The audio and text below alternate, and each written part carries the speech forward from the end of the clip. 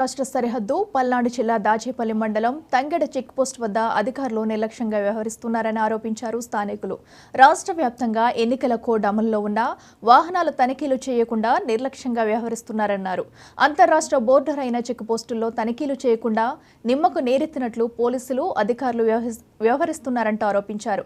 ఎన్నికల నేపథ్యంలో అక్రమంగా మందు, డబ్బులు తరలిస్తున్నా తనిఖీలు చేయడం లేదని జిల్లా ఉన్నతాధికారులు స్పందించి శాఖాపరమైన చర్యలు తీసుకోవాలని డిమాండ్ చేశారు.